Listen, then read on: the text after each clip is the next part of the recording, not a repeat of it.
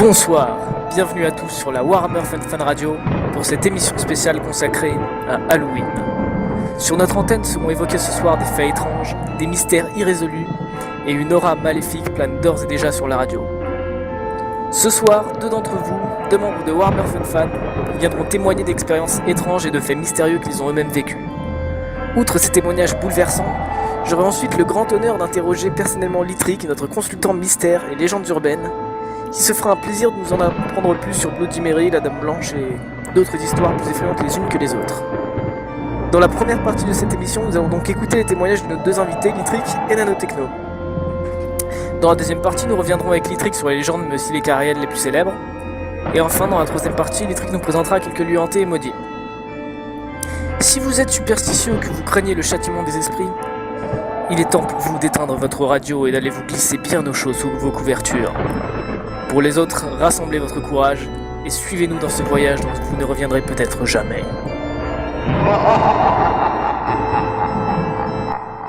Bon, le décor est planté. Partie 1, il est l'heure maintenant d'accueillir nos deux invités. Le premier vient de ces terres sombres et désolées que l'on nomme dans les légendes les terres maudites de Franche-Comté. Nous accueillons parmi nous ce soir Nanotechno.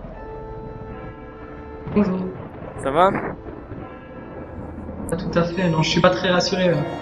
Ouais, t'as vu, c'est flippant hein, comme ambiance. Et le second vit dans les terres glacées du Grand Nord. J'ai le plaisir d'accueillir ce soir Litrick. Bonsoir à vous. Ça va ?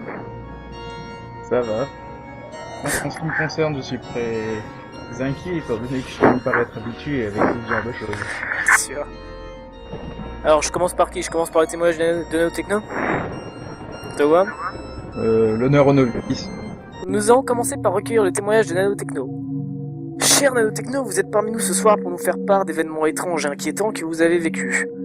Pouvez-vous nous en dire plus ? Déjà, en quelle année ça s'est produit ? Alors ça s'est produit l'année dernière, en 2012. Ok. En mars plus précisément. Ah putain, trop bon, j'avais dit ça au hasard tout à l'heure en plus. Ok. Alors, Et on, alors, était, Ouais, vas-y. on était en voyage scolaire avec ma classe, Ouais. donc, dans un hôtel, C'était où à Paris, c'était à où, Paris. votre voyage scolaire ? Ok. Paris en plein milieu du Marais. C'est vrai, qu'est-ce que vous faisiez là ? Pourquoi vous aviez un voyage scolaire ? C'était juste comme ça ? Parce qu'on allait chez le proviseur, on a dit on veut un voyage scolaire et puis il nous a envoyé à Paris. Ah ok, c'est cool. Enfin, bref. Ferait-il qu'on a eu droit à un hôtel hanté, Ah enfin, ouais ? soi-disant, hein. Vas-y, Et donc, explique. ce que j'en sais, c'est que c'était un hôtel hanté, j'en sais pas plus, ok. Ouais. Et donc, comme par hasard, moi et des potes, on avait la chambre numéro 13. Un chiffre maudit, hein. Faut bien se mettre ça dans le fait pas un contexte. peu cliché, t'as pas eu de bol. Ouais, la chambre 13 comme par hasard. Vous aurez la chambre 13. Ensuite. Au début, on savait pas qu'il était hanté, donc on s'en fichait. Ouais. Mais c'est quand notre prof nous a dit le lendemain, ah, en fait, j'ai entendu que l'hôtel, il avait la réputation d'être hanté, qu'on s'est dit, ah merde, c'était ça le mec qui appelait son chien dans le couloir la nuit. Ah ouais, il y avait un mec qui appelait son chien ? Oui, dans le couloir en pleine nuit. Alors, on s'est demandé ce que c'était, mais bon, c'est pas grave. Bizarre, vous êtes sortis pour voir ? Non, on est resté au chaud. Mais on s'est dit, tiens, est-ce que l'hôtel est interdit aux animaux ou pas? Ah ouais, mais j'avoue, bizarre. Et L'hôtel donc, hanté. Non, c'est pas ça le témoignage, hein. Attention. Ouais, non, j'écoute la suite, ouais. Alors, donc un soir, on voulait retourner, ça devait être le dernier soir, je crois. Moi et Marin, on voulait retourner dans notre chambre, donc on était les deux seuls pour retourner dans notre chambre pour aller chercher nos valises. Et donc, on commence à ouvrir on était tout seul dans le couloir, il y avait absolument plus personne dans les chambres, hein. On était les derniers à aller chercher nos valises. Ouais. Alors, je mets la clé dans la porte pour ouvrir, et là, on entend quelqu'un toquer à la porte. De l'autre côté, Alors, ça va ? De l'autre côté. Alors, on a flippé, on a commencé à paniquer, c'était horrible. Ouais. On s'est dit, mais qu'est-ce qui se passe? Non, j'ouvre pas, toi t'ouvres. Non, toi t'ouvres, parce que moi je n'ose pas. Qui a été le plus courageux alors ? Bah, ça a été moi, mais j'ai dit, j'ouvre, mais tu regardes ce qu'il y a à l'intérieur. Le bon pote. Alors, j'ai ouvert, Ouais. j'ai tout de suite allumé la lumière, et là il y avait un tyrannosaure en plein milieu. Mais D'accord. ça, c'était dans mon imagination. D'accord, très bien. Mais sinon, bah, Il y avait personne, Et, j'imagine. ouais. C'est bizarre quand même. Et t'es sûr qu'il y avait quelqu'un que vous avez vraiment entendu frapper à la porte ? Bah, complètement, Marin peut témoigner. Bon, attends, il est pas là. Ouais, non, mais je te crois, t'inquiète. Même si je lui redemande un de ces quatre, mais je te crois, t'inquiète. C'est en effet bien étrange, ce genre de choses. Ouais, le coup de l'esprit qui frappe à la porte. Pour mon litrique, les tiens sont encore plus tarés, donc... Ouais, enfin, ça c'est du pitch par rapport à ce que moi j'ai vu, mais bon. Si, c'est sûr. Litrique, notre spécialiste paranormal, des questions à poser ou... Ah, spécialiste paranormal, c'est vite dit. C'est surtout que ils m'ont choisi moi parce que je peux les voir et puis ça me fait chier. Ouais, c'est sûr. Si tu veux, on va passer à ton témoignage maintenant. Enfin, ton témoignage. Lequel t'intéresse? Tes témoignages. Je sais pas, mets-les en ordre chronologique si tu préfères. C'est-à-dire à partir de quel moment ça a commencé, parce qu'il y a dû y avoir une première fois, j'imagine. Oui. Donc ça a commencé quand? Quelle année? Ou il y a combien d'années si tu préfères? Quelle année? Je ne saurais pas te dire, mais je pense que ça devait être en 2011, soit en 2012. Ok, donc c'est pas si ancien que ça finalement. Ah, c'est récent un peu, mais ça doit dater de... Attends, ça fait combien de temps que je fais cette personne? Donc ça a commencé il y a, tu disais? Ça a commencé il y a 1 an et demi. Ok, donc la première apparition, qu'est-ce que c'était? Ben, pour savoir ce qu'il faut, c'est... Pour savoir où ça a commencé pas chez moi, il faut savoir que ça a commencé déjà quand j'ai déménagé dans cette maison il y a plus de 8 ans déjà maintenant. Ok, 8 ans, ouais, quand même.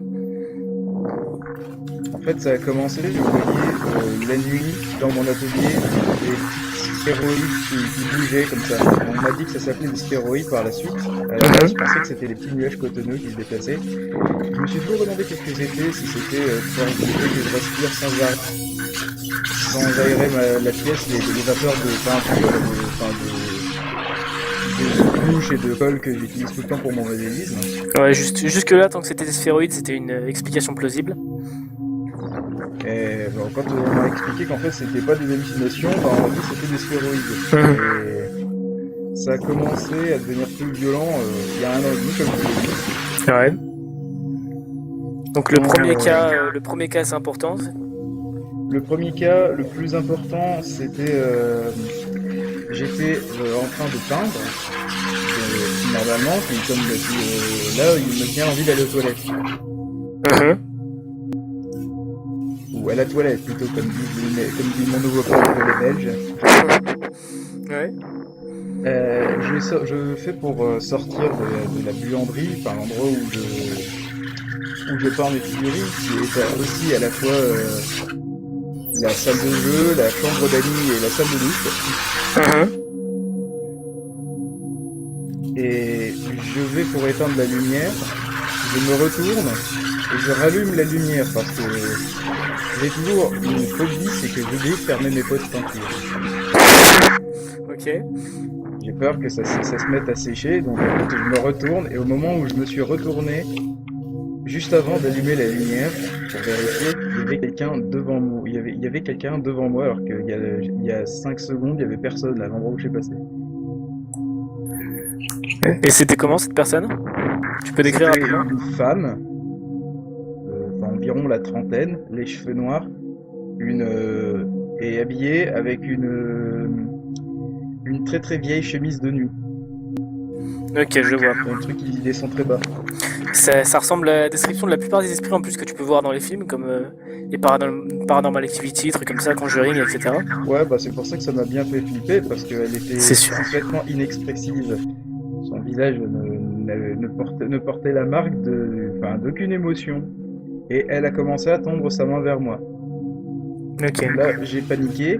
J'ai reculé d'un pas, mais j'avais complètement oublié qu'évidemment, à l'endroit où j'étais, c'est-à-dire sous le pas de la porte de ma buanderie, il y avait une marche.